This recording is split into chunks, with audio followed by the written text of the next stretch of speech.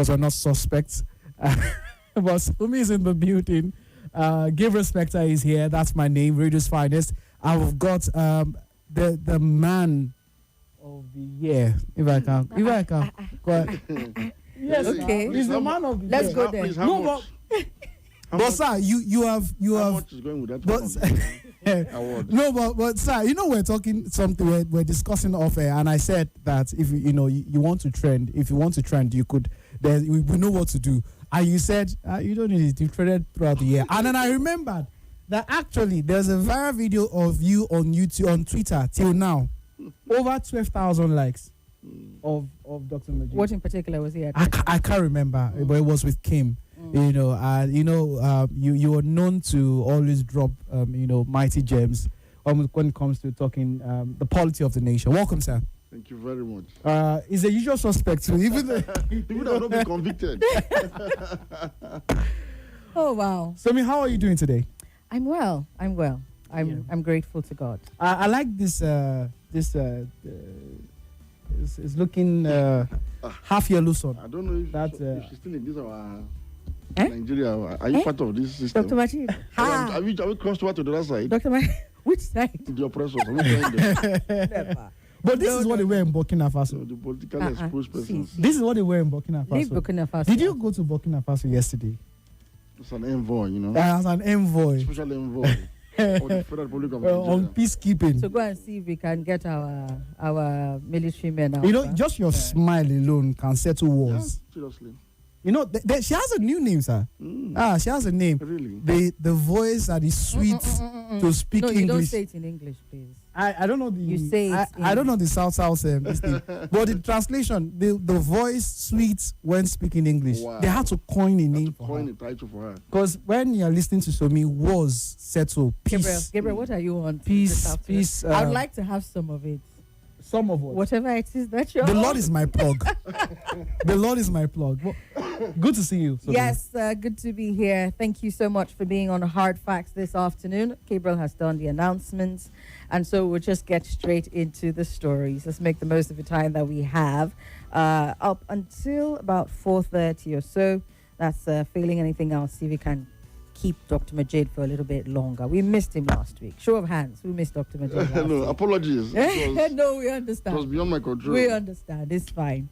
All right, sir. A lot has happened, of course, in the course of the week already. Let's look at one of the more popular stories and one of the stories that has left the biggest mark so far. You're still having pundits, analysts, commentators talking about Nigeria and her positioning as far as West African countries are concerned, especially when it has to do with matters of coups and attempted coups and all of that. One other notable figure has waded into this conversation, and he said something I'd very much like to get your thoughts on, talking about Femi Falana. Yes, human rights lawyer Femi Falana, SAN, came out warning the Nigerian government and other African leaders against adopting undemocratic tactics aimed at weakening or silencing political opposition. And he said this while also buttressing the fact that Nigeria cannot be exporting democracy while drifting into a one-party state. I saw that comment, and it was very, very heavy for me, because, with the whole Benin Republic situation, we've looked at it from different angles. But one thing that has been on the mind of a lot of Nigerians is, can we really be playing this big brother role when things are not quite right at home? If you look at the parallels, draw parallels. I was watching, going as far back as before 2020 in Benin Republic and the situation there, how Patrice Talon came into office, and Benin Republic was seen as one of the foremost countries as far as democracy, And then I just took my time to go through everything that has happened since then. And I cannot help but look at the Nigerian situation and the Benin situation and think, really, is this really a saving democracy kind of thing? Because, with Patrice Talon, he came in, talked about doing only one term. And then when he came in, there started to be subtle yet major changes that he made within the system in the country, looking at the constitutional changes that he made that somebody put it, I think it was Jude Bell that put it in a way that described it for me the most. It was a very, very strategic but manipulative way of weakening the democracy of that country. And yes, I remember when the story first broke, I kept saying, oh, but this is not one of those sit-tight syndrome kind of persons, And, look at the economy, they're doing quite well. They're dealing with the security situation.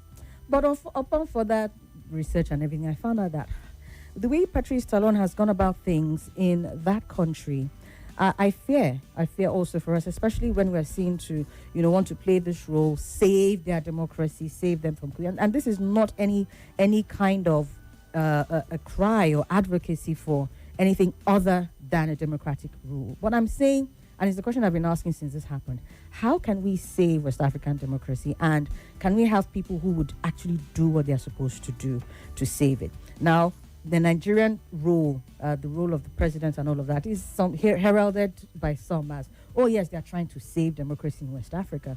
But I put Benin Republic and Nigeria side by side, and I'm looking at some of the things that are happening, which made me, really, really dig deep into Femi Falana's statement. Can you have a one-party state actually, parading as the hero of democracy, going about to save democracy in other countries? For me, that's the question. I don't know. What are your thoughts on this, sir?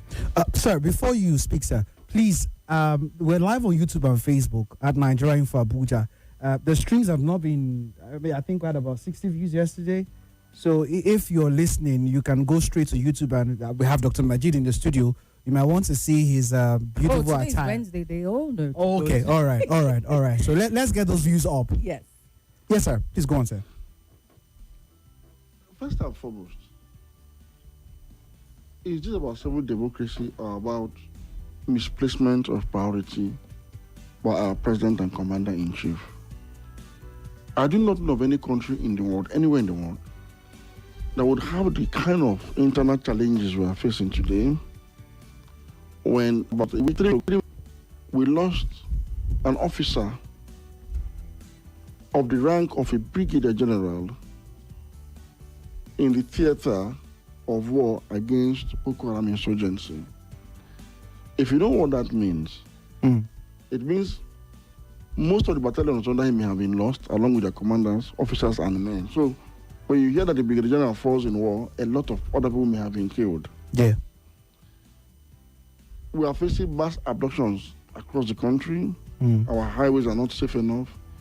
There is a general agreement by all that have been stretched thin because many theater of conflict across the country. Right.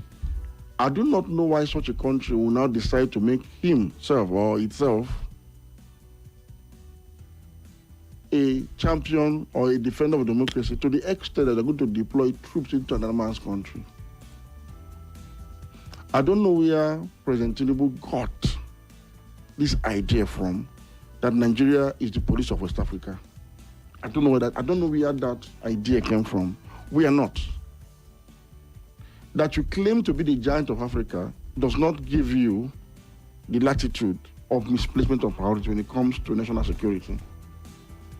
At a time that the army has put a freeze on retirements, for instance, because we need all the men you can muster right now to contain the heightening insecurity. Nigeria's security is heightening. If you think it has gone to a level, before what happened, it's gotten to a higher level than it has gotten to previously. How can such a country have enough men to spare to go into another man's country? As long as democracy remains imperfect in West Africa, as long as the political leaders of Africa, those that are the beneficiaries of democracy, turn around to make their democracy undemocratic through their undemocratic conduct, as we saw in countries like Cote d'Ivoire, in Togo, and even in Benin. You talked about a manipulative sequence of tweeting with the Constitution, which has largely rendered Benin Republic today nearly a one-party state. And so, as long as you have such mischief under the guise of democracy, you cannot always fault the people if they decide to take extra constitutional means to save themselves from the oppressors. I have always advocated for Nigeria first policy in all circumstances. Now, we tried the same thing in Nigeria. It backfired. Mm-hmm. Because unlike what happened in Benin, Nigerian coup succeeded. And it was a very popular coup, so it succeeded. Maybe the Beninois people are not yet having a consensus about whether or not they want to go on with what they have as democracy now, or they want to change course. So probably there's a form of stalemate there. We still don't know. It's still shady as to what's happening really within the country. But to that said troop is an overstretch. For me, is interference in the country, because what if the coup had gone on successfully? What if we send troops in and the coup has succeeded? It would have resulted into a war now between Nigeria and the military regime of Benin on Benin soil. So you are losing men there, you are losing men at home. An armed forces that is as badly equipped as ours. So I don't know why our president is so eager to want to send Nigerian troops into foreign lands under the guise of defending democracy. You don't have that mandate. You don't have, and the National Assembly is the most disappointment. It's the most disappointment for me here. How can they? How could they have given the nod for this to happen? But are you talking in respect to what happened in Benin Republic or West Africa generally? Because we share borders with Benin Republic. There is no security threat for Benin Republic against Nigeria. Not against Nigeria. If there was a coup, there are military governments all over the world, and Nigeria has embassies in those countries. Saudi is not even a democracy, it's a monarchy. When there's a coup, a change government in the country, that does not constitute security risk to anybody. Well, if there's a military junta in Benin Republic, don't think it will affect the economic activities around that corridor. It will not. They've had military regimes before. We had before. So military regimes have held sway in the Republic for probably half of. I think for the first 30 or so years of the independence, it was military coup, about some military coups in and out. Until the early 90s, we are under one form of military regime or the other. Yes. Military regimes are legitimate as long as the people themselves support it. So when you have there was no security risk. So when you have a democratic president in Nigeria, for example, and then you have a military leader in, say, Benin Republic, who are neighbors, you are forced to, as Nigeria being the big brother, so to say, in ECOWAS, you are forced to now begin interaction with that military leader. What choice do you have? Are you not interacting with Saudi Arabia? Is Saudi Arabia a democracy? Are you not interacting with the Qataris? Are they a democracy? Are you not interacting with the Emiratis? Are they a democracy? But monarchy is not the same as military leadership. Those countries came into being through military force as well. Right. What I'm saying in essence is, all over the world, you have military regimes, you have civilian dictatorship, you have monarchies, you have all sorts of government that are not exactly liberal democracies. And you cannot be up in arms against them. You're not the defender of democracy. Nobody has appointed the defender of democracy. Right. Now, what you do, whenever there's a change in government in any country, you watch. You sit down and watch. You sit down and watch. If it doesn't succeed, and the sitting government is able to beat back the coupists and hold on to power, status quo remains. But if you watch, and for instance, the coup succeeds, as was the case in Niger Republic, the first thing you should do as a president of Nigeria is to dispatch your emissaries quietly into the country, to have a dialogue with the military ruler to say, all existing cooperation between Nigeria and Niger and Benin Republic, security, cultural, economic, are they sacrosanct? Anything is going to change? They say no, it is sacrosanct. We are continuing with the status quo with Nigeria. That is all you need to extract from them. Then you can now come out to Abuja and just make a statement as to, we condemn the coup and we urge them to return to civilian democracy as soon as possible. Full stop. That's the end of it. Right. You have put your country's interest first. Without deploying resources. It's not your business. Look at what almost happened to us in Niger. In fact, because of what we did to Niger, we threatened them, sanctions. Niger, non-cooperative posture with Nigeria today, is part of the reason why you're having an escalation in terrorism crisis in Nigeria. Right. Because Nigeria is the buffer between Nigeria and the Sahel. Mm-hmm. So they are no longer fully cooperating with Nigeria. Mm-hmm. Nigeria has a major contingent to the multinational joint task force. Yeah. I do not know if Nigeria is still putting in effort in that arrangement. Because that arrangement used to cover the flanks of the Nigerian army in the theater of war in the Northeast. Mm. Against all wise counsel, we said, you do not go after a country like Nigeria and start howling at them. It's an internal affair. Let me tell you this today. America is supposed to be the poster boy of democracy globally, right? Right. America has never invaded any country that I know in history to go and restore democracy. None. That's not happened before. Mm. Rather, I can tell you the number of countries that America has gone to topple democracies, to install monarchies and dictatorship, because the democracies did not favor their national and economic security interests. Right. But in this particular instance, Patrice Talon still in power. Are we at risk of anything with the moves that we've already made? We didn't need to have sent troops there. I was saying it is a misplacement of power. Thankfully, the man is still in charge. Mm-hmm. Assuming, for instance, something had gone wrong and the guy lost momentum, lost power, so Nigerian troops would have been fighting on the streets of Benin Republic now with the troops that are loyal to the military regime. What kind of a disaster is that? Right. What did Ghana send troops into Benin Republic? Or Togo. Are we the only country in West Africa? Why are we so quick to send? What is wrong with us? Why are we so quick to send people's sons, people's daughters, people's fathers, uncles, and grandfathers to go and die for nothing? When any civilized country, any country with something upstairs, decides to deploy their military, they are doing it for economic reasons. They have something to gain. Most likely in this case too. What has Nigeria gained from all these people that rule in West Africa, from Ecomoc to what did we gain from Liberia? What investments does Nigeria have in Liberia? What did we gain from Sierra Leone? What are we going to gain from Benin? What is our clear objective in going to Benin? What is there to gain? Saving democracy. That is the most naive thing I've ever heard. America does not save democracy anywhere in the world. Let me tell you this. Yeah. In the 50s, 1953, people don't know America and Iran is having perennial problems. Mm. Iran was a democracy. Yes. They elected a certain Mohammed Mossadegh as their prime minister.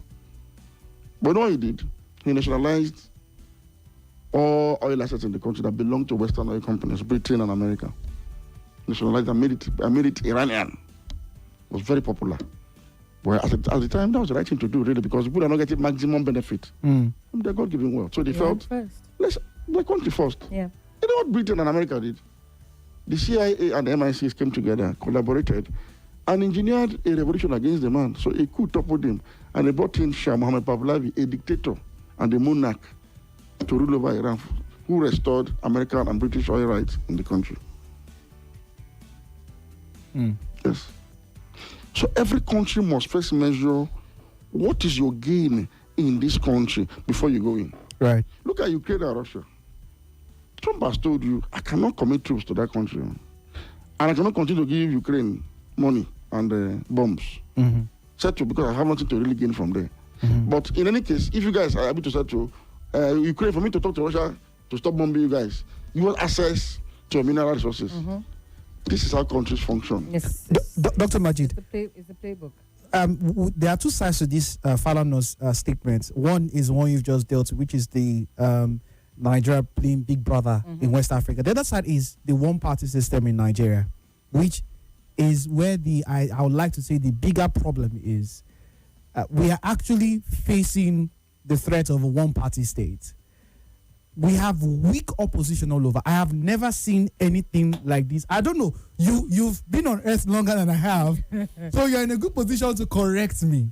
I have never seen anything like this. This is something like you would see in Tanzania, like you would see in even the Benin Republic. You know, from the last election and all of it, we have. You know, what people say the ruling party has planted moles in all of these other parties, the ADC, the PDP, and all of it, and they are the ones fracturing these parties. But you look at this other position, They just can't seem to put themselves together. And I wonder what exactly is going on. Was a spell cast on these political parties? How is there so much infighting? Look at the mess happening in PDP. I do not understand it, sir. Well, it's unfortunate. It's unfortunate that we'll have to go on a break. Yeah. I know you wanted to say. Let's pause on that and then come back and have Dr. Majeed respond after this break. It's a quick one. Stay with us.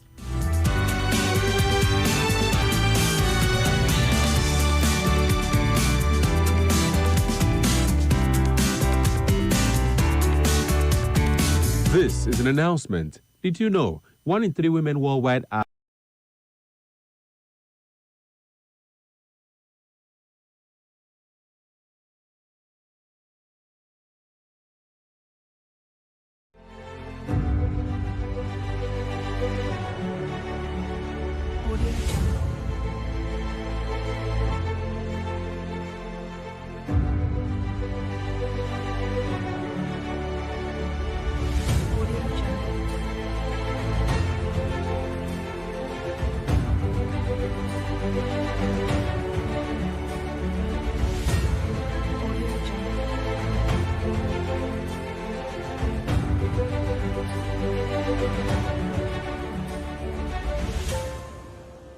Audio.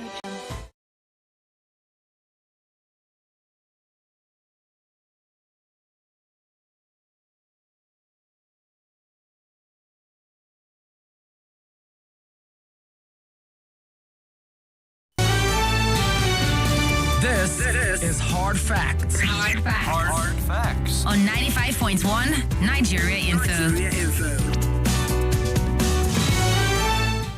All right, we are back. Dr. Majeed, the mic is yours. The biggest threat to our democracy is not even what you said today. Our biggest threat is our inability since 1999 to conduct a simple election that is democratic, that is free and fair. Simple. And this is the case with a lot of African democracies. We are still battling with free and fair election. And so, apart from the fact that we have a failure of opposition, I keep making this point, that is not necessarily the making of the ruling party. The PDP program, of course, I'm sure he may not know, but you know how we predicted the PDP going into oblivion. Yes. Because of what happened in 2023 and all that and all that. Now, other parties too also won on this program. When Labour Party came on board, I was enthusiastic. I saw a change. I saw that resilience on the Nigerian people's part. Right. And I told them that case to listen that the only thing that can defeat electoral subterfuge, they can defeat rigging, is the resilience of the people. When people are ready to die at the polling units, there's literally nothing you can do to rig their votes. People came out. They voted for free for the candidates of their choice. Those they believe represented the new Nigeria they wanted under the Labour Party platform, the obedient movement. P2B was the flag bearer. So people lined up behind him and people voted for those people because of him, believing that they represent the new Nigeria of their thinking. People contributed money. I've not seen such a sacrifice in my life before. A lot of us thought this was going to be the final consolidation of our democracy. But early in the day, we started warning. When I noticed, for instance, that those that are elected into the National Assembly and House of Reps, House of Reps and Senate, went in there and they started behaving or doing business as usual. I came on this program to call them out. Because I had written earlier that for Labour Party members that have been elected, they became the third largest party in the parliament, that over 30 House of Reps members and 7 senators. And we said, Nigeria's democracy now rests on their shoulders. That if they are truly distinguished as senators, and truly honorable as House of Reps members, and truly excellent as governor, they have one governor, one gubernatorial seat, they control one state, Abia State. If in 4 years Nigerians can see clearly that all these guys are working, and that they are different in every way, conduct, ethics, moral, above the board, zero corruption, You see the way you watch South African Parliament, and you can distinguish between Malemas, EFF, the DA. I said that is what Labour was supposed to be, so that in the list going to the next election, they will still have the people's support. Yeah. To either increase the number now, or at least maintain the status quo. That they were going to be the next opposition. I knew people were going to die. I mean, I said it before. Okay. Yes. I wrote a lengthy piece where I said if PDP does not zone to the south, PDP will run into troubled waters and sink into oblivion. I said it before PDP primaries of 2023. So the way the article emerged. Yes, no. And I was on that matter, and some people are not happy. They will come here. I said, well, it's not my fault. It's what I'm saying that I'm saying. So PDP not being well with itself is not something that surprises me. The biggest appointment for me was the Labour Party. And I came here week in, week out to call on those who voted for them to say, begin to call out these people you voted for. That they have betrayed your efforts. That they have betrayed the obedience movement. I called on Mr. P2B. I said, Mr. P2B, you're not speaking. Denounce these people now. Denounce them. Denounce these people. Because if you call it, they don't listen, denounce them. You have a duty to do so. Now, when you do that, if, for instance, you try to form another party, like now he's in ADC. Peter Obi. Of course, he said he's in ADC. As of yesterday, I know that the ADC sent a message to him. Decide now. I don't know if maybe something has happened. I think it's been more on the as at noon yesterday. Okay, let's just say it's between ADC and Labour Party. Yeah. Right? Now, as for instance, he goes into the ADC. The fact that he denounced those who betrayed all of us, who betrayed all of the Nigerian people that voted for them, it would make sense to say, okay, let us give him another try, since he's been able to denounce these guys. But now, if you didn't denounce these people, you didn't call them out, you didn't do the needful, why would anybody line up in the next election for free of charge, from morning till night, under rain, under sunshine, to vote for a set of people that will go to the Assembly and be like PDP and APC that they voted against? Why would anybody do that?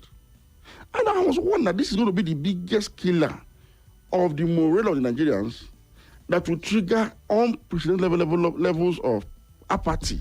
Because people will look like, why am I making the effort to vote? What the last effort I made? The people that we voted to defeat the APC and the PDP went in there and got swallowed. The first time I noticed that there was a problem was in the build-up to leadership election in the National Assembly. So I had insiders there who were giving us briefs of who and who was spending to become speaker, Senate president, and all. So each time they talk about, this was aspirant claim thousands of dollars, hundreds of millions, court meetings of all members, both returning and new, to a meeting to plead for them, to support them and all of that. And I asked, I said, okay, these people are calling. Labour Party members, do they attend? They said, of course. Okay, I was still itching to ask another question. Until now, finally someone declared, and I said, okay, when you are sharing this money for the members, do they accept the money? They said, they're the ones that actually serve as secretariat of the meeting. Okay. And that they use their old, they say, they don't have money, so they have old phones. So they use their calculator phones to calculate the sharing formula, and they share them. I said, you mean they collect? I reached out to Labour leaders quietly behind the scene and came on air and spoke about it in a way that wasn't very explicit. Something is going wrong. As we speak, the Labour Party is supposed to be the major defender of the Nigerian people against the current government. Because of the momentum they gathered in the last... If I violated you for free of charge, why will you not come here and betray me? If you had paid me at the polling unit, you spent money to get elected, and you come to Abuja, and you're not looking for your money back, I won't blame you because you spent the money. So it's business. You didn't spend money on anybody. People saw money here and rejected it. And voted for you. And voted for you. Organized rallies by themselves to support you. So what else would Nigerians now do that will produce good governance? So it's a major challenge. That is where our problem really lies. I keep saying it, Tinubu is not a very mercurial president. Tinubu, people just somehow give him more credit than he deserves as a political master strategist is the word. It's not so strategic. The PDP killed itself without anybody firing the shot at it.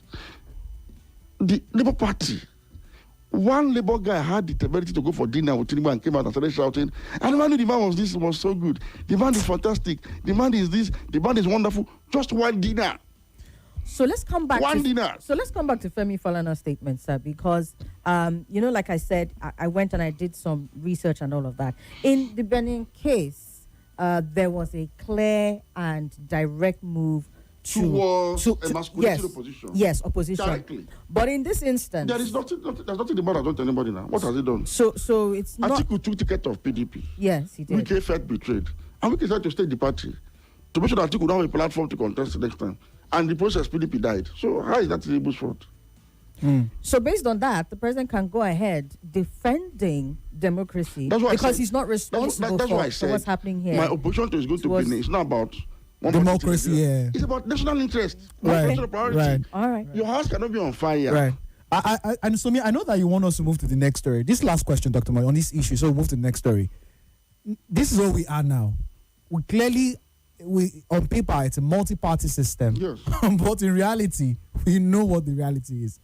What is one key danger with where we are headed? This road we are facing now. What is one key danger? Because I don't see how any opposition can form anything tangible between now and 2027.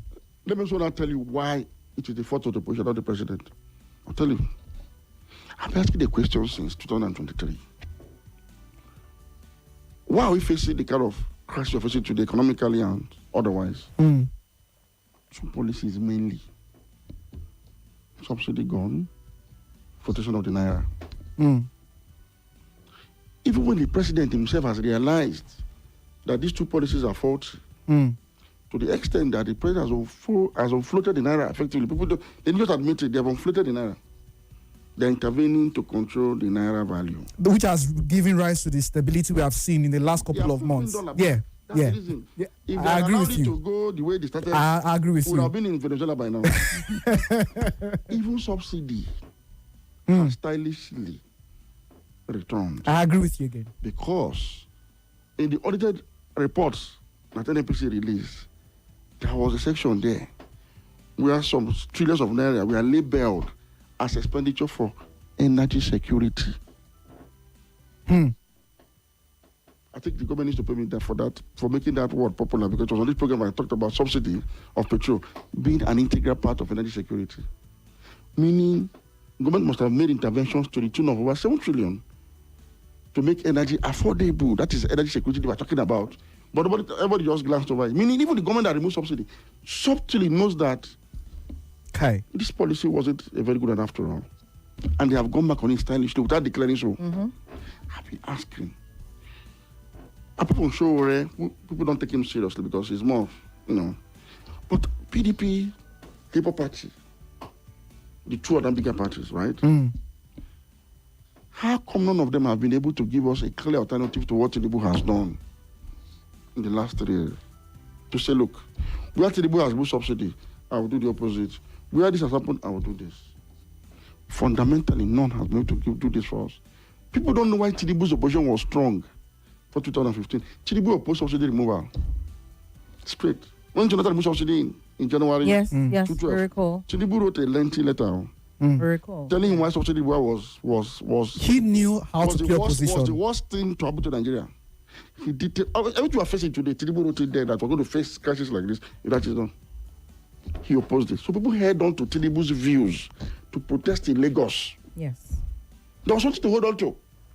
Buhari himself said, "No subsidy at all. No. We are even paying at a premium. That if I become president, the price will come down." So his former Minister of Petroleum then, Professor Tom David West, gave us an analysis that showed that petrol in Nigeria should have been 45 naira, not even 65 naira.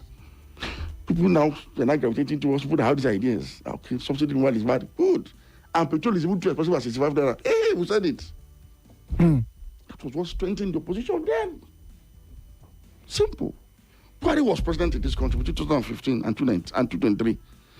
I can assure you that if you want to talk about the dictator, a Mekura president, it was President Muhammadu Buhari in every way possible. Opposition parties didn't die. You know why? There was something Buhari represented us at the time in the eyes of those who opposed him. They saw him as a divisive person. They saw him as sectional. They saw him as, he's not a good diversity manager. These are nepotistic. So there was an article on the other hand that was like the opposite of what Buhari represented. A nationalist. Somebody who was a unifier, Somebody who understands the economics because he's a businessman. So it was easy for the opposition to write down an article now who represented something different. I know those who are fed up with Buhari's antics quickly write down the article. In 2019, sir, if you visited Atiku's campaign office then, I was very much involved in this campaign. They used to scream from coming inside. The crowd was surging. You couldn't come in. The building was choked 24 hours. The one I will say too. The one I will say too. Hold up everywhere at that period because people were surging Right. to volunteer. Because they saw somebody that has been projected as an alternative in character to this man that was there. Atiku won Abuja as usual. Now, if you had gone to the APC office then, their main campaign office, it was so desolate that they had to look for another office that was a bit more obscure. What was I saying? People will gravitate towards, when they see an alternative to the problem, it's natural, it's a human nature. In 2023 now, people gravitated towards Peter Obi to say, we are tired of the establishment. Abada wearing, siren blaring, big men that are ruling us, that think they can feast on public fund. Right. We are tired. People that are born in 1999, we are already 24 by 2023. So these are young adults who don't have attachment to establishment at all. So they felt we needed somebody that looks like this would be. Simple man. He has only one shoe. No one or 1.5 wristwatch. He carries his bag by himself. They saw in him an archetype of a modern leader, the type they see in Europe. So it was easy, and he was also communicating the right message then. Right. But when the big tells you I buy fuel, I buy tank by myself, people feel like this kind of person should manage resources of a country that is scarce. That's scarce resources. So it caught the traction with the people. And Obi was massively voted for. To the point that he came top 3. I keep telling people for an Obi, for a low party to come top 3. To me, that was even a moral victory. What other they declared him as president? And I'm saying that attempt at consolidation, which sure that Nigerians can decide to take their destiny into their hands, has been destroyed by the very beneficiaries. And I don't know how you're going to... By the Atikus and by the Obis? No, who are the Atiku had his... Because as far as opposition... No, Obi was a major beneficiary. I understand, sir. So the people that you highlighted... Atiku was an establishment candidate who was supported by the Buhari faction in the APC. So he made a good showing in the north. So we understood where that support was coming from. But for the man who, the ordinary urban and rural struggling Nigerian voted for out of, this is my choice. Across religious lines, across ethnic lines, across regional lines. Now look, this is somebody I think is the new Nigeria. That was Obi. And I'm saying... Was being the operative word. Was. What about 2023? Yes, I know. And they shot his party to top 3 in the country overnight. The failure to have converted that opportunity now to a formidable opposition that will oppose by example. You know, in a democracy like ours, right, that is also a federation, you have to oppose by example. For instance, we know the regular talk about the National Assembly. We know the antics of the National Assembly members. By now, we should have learned that those who went to the National Assembly on the platform of Labour Party are very different. They are like Jehovah's Witness. They are principled to the point of death where they will not take blood transfusion even if they die. So these will not collect bribe even at the point of death. We should have behind that kind of story now. How a Labour man will go for committee meeting and write his minority report as deemed fit without following the crowd. Or how a Labour MP will go for oversight and refuse to fly first-class ticket as offered by the agency they're going to supervise. You know what happens in the National Assembly? The agency you're going to oversight will pay for your flight ticket, put you in a hotel. We should have heard by now that Labour Party members don't accept such courtesies. That they go with their own meager money, stay in an obscure hotel, go for the meeting, come back and write their report. If the report was continue on that path. I think it just encapsulates the idea that many of our all of our political parties, I dare say, are SPVs. SPVs. But the Labour guys should have understood that. Since you did not spend 1 kobo and people voted for you, all you needed to do was to go and satisfy the people. And they keep voting for you. You see, Bukar Abba Ibrahim, the late former governor of Yobe, he wrote a book. He called it Poor Politics. He said he never spent money to win elections. That to be governor in Yobe, 1991, he spent only 20,000 naira. Finish. He said, why? The first time the Yobe people gave him an opportunity to be governor, he did for them what they wanted, true and true. And he returned over and over without paying anybody polling it for votes. He wrote his experience. Meaning, human beings by nature, if you satisfy your own end of the social contract, they will stick with you for life. That is the nature of human being. And I'm saying now that this has happened, how are you going to convince people tomorrow to come out again? Okay, ADC is now positioned as the next opposition, right? How are you going to convince people to come out and continue to vote for Amechi, vote for Atiku, vote for all of those people who are still in ADC that are from both APC and PDP for free against the Tinubu? What will be the incentive? What will be the motivation? Especially when they have no idea, no alternative to what Tinubu has offered up till now. When ADC was initially formed, let me say this openly, I was voting for a meeting. ADC is being formed, we need support. I said, no problem, but what is your opinion or your stand on subsidy removal? You said that before. And flotation of the Naira. They argued among themselves so until the meeting ended. Until today, they've not gotten back to me. So since ADC has been issuing statement to Bolaji Abdullahi, the spokesperson, what has he said about Tinubu's core policy decisions and what they're going to do differently? Has he told me anything? Why should I now vote for any party that will not do that which I knew was responsible for a problem? How am I going to campaign for such a party? So let's be. So that's the failure of the opposition. No ideas, no alternative, none whatsoever. What I'm saying now, some people may not understand. By the time it gets to 2027, it becomes clear that people are not willing to go vote for just anybody anymore. It will be clear to people that okay, the problem of opposition is not Tinubu or APC. It is the opposition themselves. Opposition all over the world have an advantage because a ruling party will always not meet expectations. So it is for you to come up with something better. Right. As soon as you do that, you are able to win. You see, no matter how the rigging establishment, no matter the rigging arrangement, when you talk about the large numbers to vote for an ideal or a candidate they see as representing or meeting their leadership needs, such arrangement will not work. In the first instance, the police you intend to use are themselves sympathetic to this cause. The INEC officers are the same thing. I saw it in 2015. In 2015, my dear brother, PDP will send police to go and arrest people or to go and harass people against Buhari. They will go there and harass PDP people because they're supporting Buhari. They felt Buhari was Messiah. I saw it. If I travel on the road then and you fly, you see, and you put on APC sticker of APC insignia, police will be hailing you and praying for you and say, pass. If they catch you with PDP flyer, you must pay them for a pass. They had already believed that PDP was so corrupt and that Buhari was the Messiah.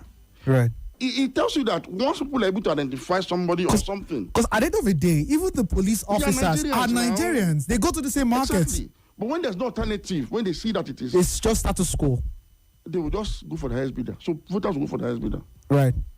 Right. I think it's a sad place we are at the moment because the apathy, Dr. Majeed, the apathy. You know, I was on What's Happening in Abuja for like a month when LFEC was away in Kano, and we have area council election next year, February next year.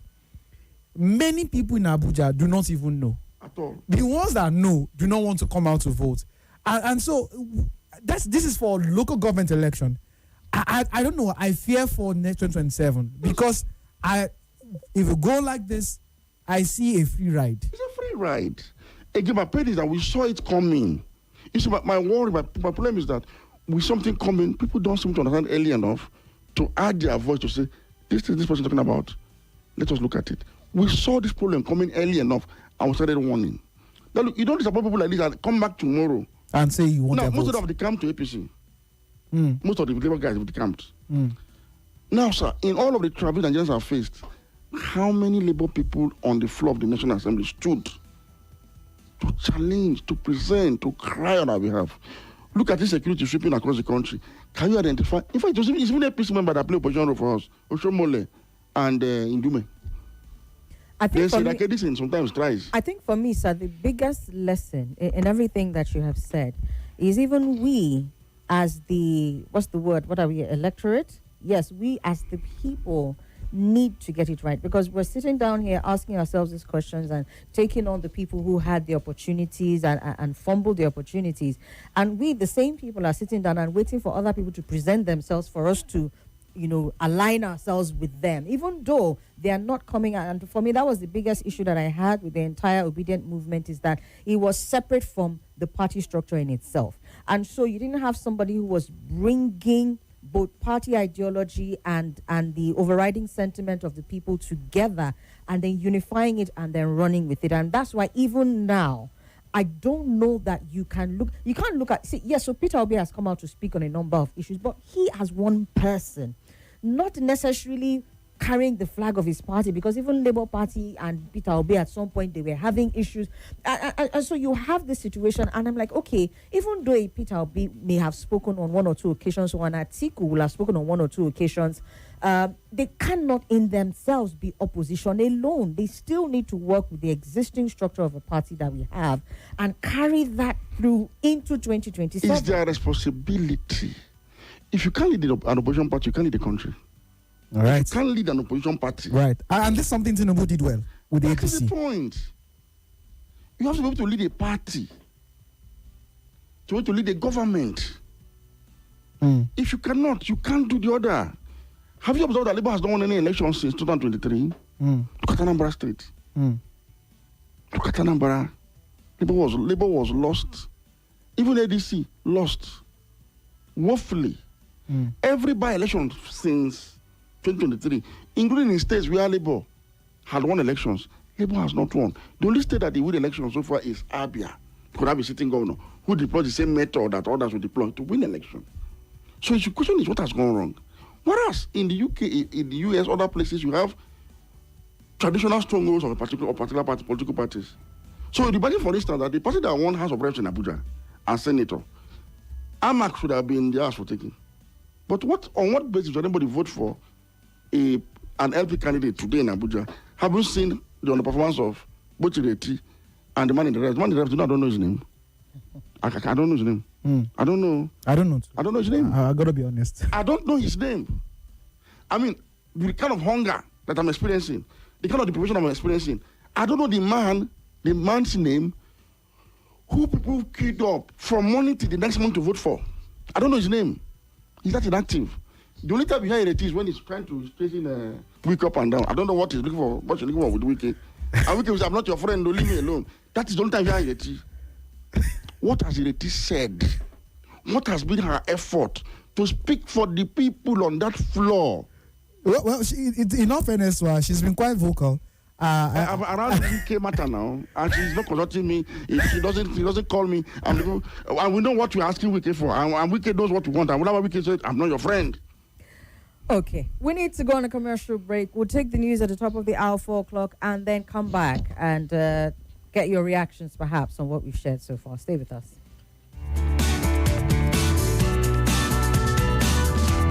Do you want to enter the stadium and experience the AFCON? Do you want to cheer for your teams from the stands? Then act now. The Fan ID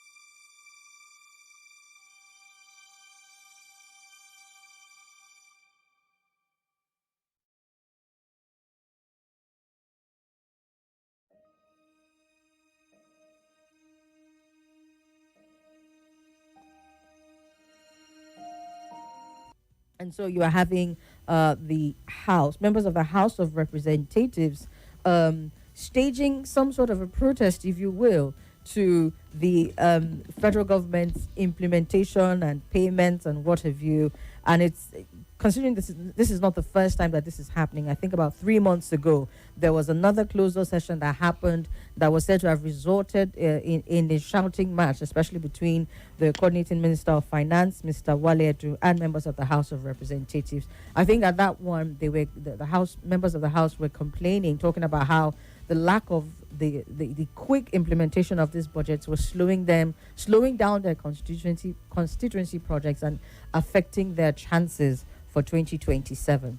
But I mean, you hear that and you think, come on, what kind of excuse is that? But in the reality, there is the fact that in 2025, we're still looking at implementation of capital components of a 2024 budget. Dr. Majeed, what are your thoughts about this? If you can get them quickly. The federal government has no money to pay anybody. Simple. And the chicken has come home to roost. The senators and rep members are talking about their own constituency project, yes, which usually gets priority implementation. Priority. I mean, everybody knows. If you want to do contract for government, that's one of the most juicy part of the contract because they get paid. They know that you need to satisfy the lawmakers. And like they proudly pointed out, these are the things they used to go and campaign at home. Now, the federal government is unable to implement that. And you think it is because they don't want to. It can't be. It's hurting the ruling party. It's hurting their supporters. It's hurting their foot soldiers. Meaning, members of the establishment are now feeling the hate of what people are feeling outside. Let me tell you this. If you're familiar with the National Assembly, in the time past, if you go to an average Southerners office, an MP in the National Assembly from the South, maybe Bayelsa, Anambra, southern states, but really Southeast and South-South, you hardly see people in the offices of their members. Hardly. So usually, a typical House of Rep member from the South, Southeast and South-South especially, we lock their door and go out. So their staff usually have keys, so they lock their doors and go.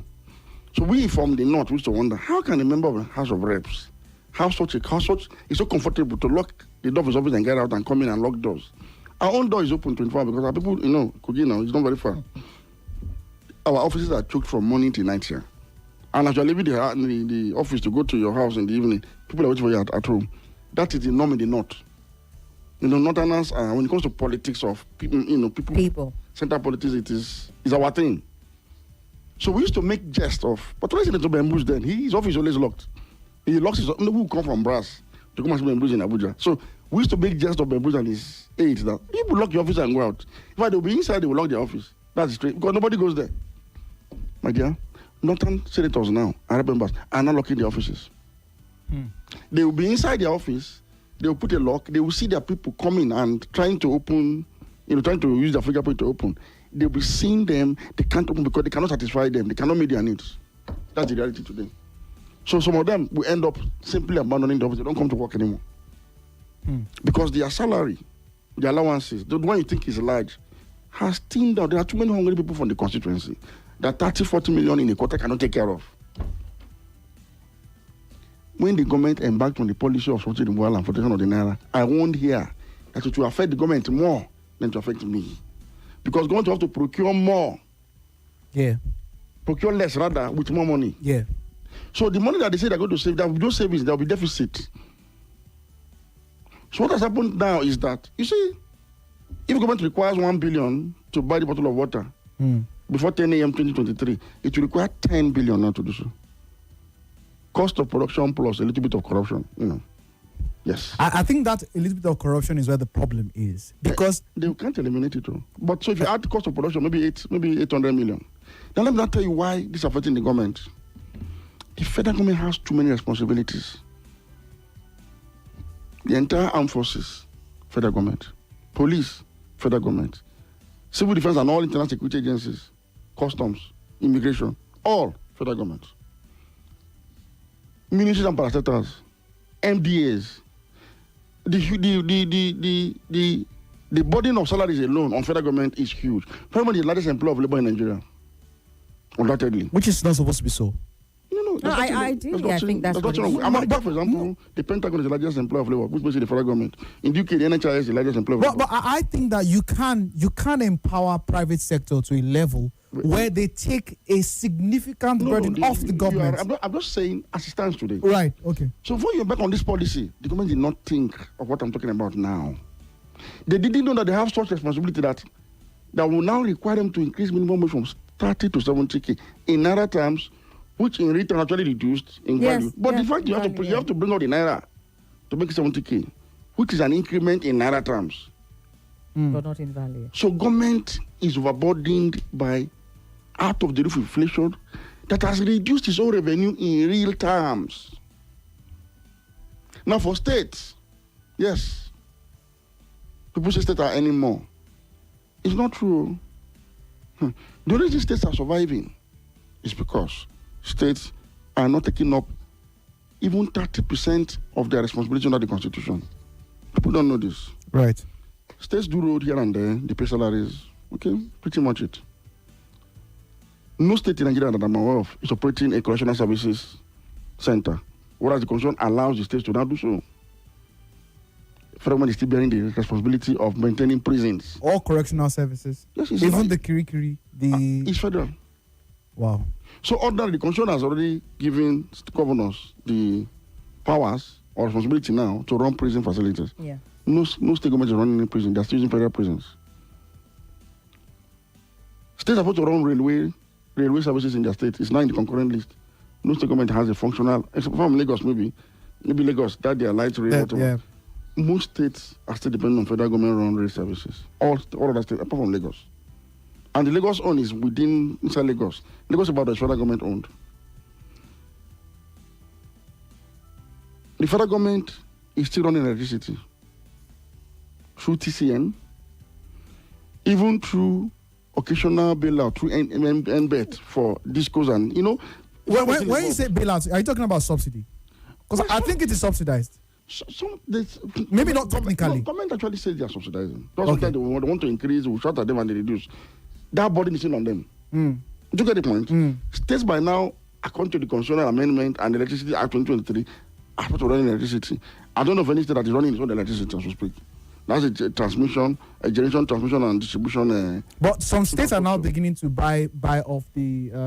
I think it's the discos now. And what I'm saying is, what the states have done is most of them, some not most, established their own regulatory framework, which is not far-reaching enough. So, in summary, there's no state government today that is providing electricity for its people. So, all of these responsibilities still with the federal government. So, which makes state allocation, okay, they pay salary 70k plus, okay, they do 1 or 2 roads here, they do this there, okay, fine. But federal government must do all of this. So, when putting about one subsidy and floating the naira, he didn't understand that it will come back to haunt the federal government. He didn't, when he said he should have sat down to do his calculation properly, he did not. So, cost of production, cost of running business, cost of services has dried up government revenue. And government revenue is still largely, and this is the problem, largely from crude oil production of less than 2 million barrels per day. 1.16. Less than 2 million. For 200 million people. Saudi is less than 60 million people, and they do 10 million barrels per day. America with 200 million people can do 20 million barrels per day. So you see that government doesn't have any real source of revenue. And we're still operating a system, where government still depends on taxes and levies. Like for next thing, they're going to pay heavily. Yeah. But you discover that government will still not make enough money. You know why? Internal generated revenue is a function of external generated revenue. If government earns more from externally generated sources and pumps more money into the system, it will create economic activities, businesses, that will now give rise to taxable income, taxable profits. But if that one is not there, you discover that the banks will drop of deposits and people cannot pay anymore. So even that will not work. I have been shouting that our economic model is not sustainable. You can't have a government that doesn't have any source of revenue outside crude oil, gas exports, and a few taxes here and there, without having export competitive state-owned enterprises. I can't say this enough. Right. I have shouted. People don't seem to understand. And the government does not. They don't have to do. I say, no. You don't have a choice. You must know how to do it by not being corrupt, by not needing to run. You don't have a choice. So basically, fixing this problem is down to an entire economic overhaul. Yes, now by this administration. we are the. You see, these neoliberal tendencies we have been practicing. We are at its wit's end. And Tinubu happened to be the president then. Or now, rather. It's like we have got it to. You've been driving a car without servicing it for so long. You drove it for 3 months. I took it over. I can still I drove. I drove for the next 1 year and I gave it to Somi. So the moment I gave it to you, this car is dying. So you need to change the engine and change your attitude towards driving this car. You know the challenge, I think, the biggest challenge with this analysis, Dr. Majeed, and we'll just use this to wrap up so that we can open up the phone lines, is you see this car now that you've talked about with the dying engine. You know, we're looking at what's happening perhaps in some aspects, for example, with what's happening at the House and, you know, them summoning ministers and talking to them about how they slow budget implementation. This is the end of 2025. By 2026, this vehicle that you're talking about will pop up one day and it will be outfitted, custom fitted, brand new, engine running because of 2027. No. And then It's you no wonder longer, it's no longer how... It's no longer possible. Is it not really? No, it's no longer possible. That's where I say we are at the wit's end. We want it to the end point of no. It's no longer possible. This is 2025. You can't pay lawmakers their constituency project contractual obligation. You know what that means? These are your food soldiers. You think government does not want to pay? They can't pay. Ask any civil servant, they will tell you. So Since I'm so dried up in the civil service, their paper, Dahiru, tissue paper. Yeah. It's no longer available. Ask anybody. They will ask you to buy it when you're In fact, they will tell you now that they don't even know what they are really earning. Is it minimum wage or they just added a little money to their former salary? Is that bad for the federal government? I wonder what is going to be the way out of this, to be very honest. Apart from cutting down on overhead cost, running the cost of running the government, shrewd management of our resources, and blocking several leakages. I don't know what else we they're can... looking more towards taxes come 2026. And like I said, it will not raise. Let me start saying Because it now. if you tax It little will I'm raise earning, revenue. if you tax little I'm earning, I'll drop out of work now. If I earn salary and I'm paying everything back to you as tax, what am I working for you? I'll stop working. Most businesses will have to fold up or downsize because of this tax body that is coming. Okay. Let's open up the phone lines at this point. We have spoken extensively and the messages are pouring in. tons of messages. 07009510000 0809-597-4869 and on WhatsApp 0809-993-0137. Good afternoon. Good afternoon, ladies Somi, Gabriel, and Dr. Majeed. Welcome, sir. You have a minute. Thank you. I have worked calling from Google. You have talked extensively and in a good time. The military adventure of this regime in the Republic, it does not attract any benefit to Nigeria. It will not promote our foreign policy goals. Even just like Dr. Majeed rightly said, even America has a neighbor who is termed as the number one enemy of America, Cuba. During the days of Fidel Castro, Cuba was communist, and arrowhead of nuclear targeting American territory. But they never at any time launched aggression against Cuba. So I don't know the nation of this administration. We don't have a concrete foreign policy framework. We are just committing beyond that. Thank you.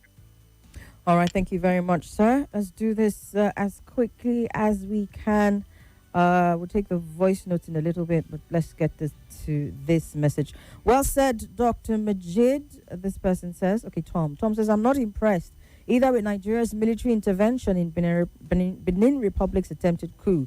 To me, it is hypocritical from the side of the federal government. Insecurity is continuously distorting peaceful coexistence of Nigerians daily, and yet the federal government is not on its compelling toes to solve it, rather meddling into selfish affairs of one president who has used his political power, drunken office to mortgage political processes in Benin Republic for years. Well, that further shows the greed of African political actors. Now, is Nigerian government complicit? Tom from Garimpa is asking. Good afternoon, Somi. I want to believe that President Tinubu wants to protect himself from facing a military coup. This will make anyone planning so to rethink. And even if they continue, it want to make sure other nations come to help him if that happens. No other reason can be as true as this. All right, so Slace has technically found a theory for himself. I'd rather run with it. Good afternoon, Somi and Gabriel, and good afternoon to our big brother, Dr. Majeed. Dr. Majeed, I really appreciate you. God bless you for your in-depth analysis. Please, I like listening to Dr. Majeed's analysis and the one of November 19th, if I'm correct. I went there, I couldn't get the full. I think it's about 7 minutes. 7 minutes conversation I get on that is not complete. So how do I get the complete analysis of that November 19th? Thank you. My name is Gabriel. Thank you, Gabriel. We'll see what we can do about that. I believe that day the stream got cut short, and that's why you experienced it that way. OGB1 says there is nothing like Big Brother here. Even all these small countries in Africa don't see Nigeria as their Big Brother. The leaders in Nigeria lack empathy and sympathy. They will stay in Abuja and be shouting, "We will fight," not considering the boots that will be deployed, people's husbands, children. Sheyi Tinubu is said to be moving about with military battalion for protection while the president is showing his strength with people's children in another man's country. OGB1. Where do you see that thing? Because even Wole Soyinka came out to speak on that and was saying that that's who should have been deployed to Benin Republic, not Nigerian soldiers. Hello? Hello. Yes, welcome. Good afternoon. My name is Adela Victor from Busalagi. All right, sir. One of the shortcomings of this administration since 2003 is the poor implementation of budget every year. And to me, I think it's a deliberate attempt by politicians because maybe they want to circumvent themselves or circumvent the administration. You see, government has money. I believe government has money. You see, for many years during Buhari regime and Jonathan regime, we have been shouting, implement or rest on your report. We are running an expensive presidential system government, overburdened government. Some ministries must go. Some professors must go. We don't need 48 ministers. We don't need all these DGs, executive. We are just a waste of money. Let us implement or rest on your report. And we are going to have money. Let these politicians, let us cut down their salaries and allowances. We have money. Reduce the money going to the state so that we can use the money for development. We have money. I believe we have money, but we are running an expensive presidential system of government. Thank you. All right, thank you very much. We'll pause for a bit, take the commercials, and come back and continue.